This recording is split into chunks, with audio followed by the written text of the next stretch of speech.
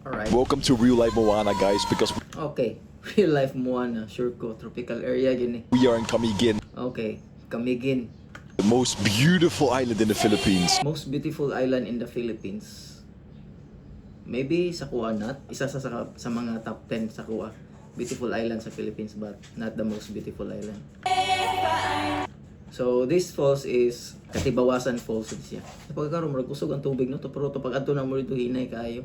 I'm right now at one of the most majestic waterfalls on the May murag PC nga kuan giali basin dili na pwede jud pa sudlan dito sa mismong tagak jud sa falls ba kay delikado siguro. island, which you would never even believe that is on the island because this place is so small, but you have everything. Camiguin is so small yun. Like nakuha na namon nig mga 2 hours siguro. Nagmotor, natuyok na mo nig ng motor using my baby. Ako ang sniper. More or less mga 2 hours. So gamay ra siya compared sa Samal Island. This is really just one. And kato nakita na to kaganina nga white sand, sandbar to siya.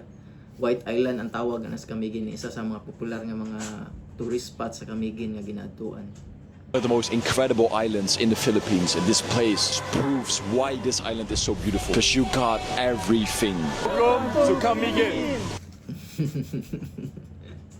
Yeah, isa sa pinaka-nindot yun po nga island sa Philippines but not the most beautiful island. Probably kay siguro nagdako ko Samal Island, murag dili na kayo, ang view niya dili ra kayo bag-o para sa kuha ba. Like Wet Island, naman tay Vanishing Island po diri sa tuwa. Mga falls ingonan ni napud sila yung mga cold spring, hot spring. More po yung nakanindot po sa Camiguin. Sila ingonan nga mga features ba.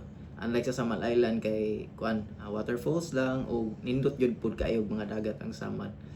Pero most beautiful beach in the Philippines, maybe no para sa kuha. One of the top 10 kaya pa.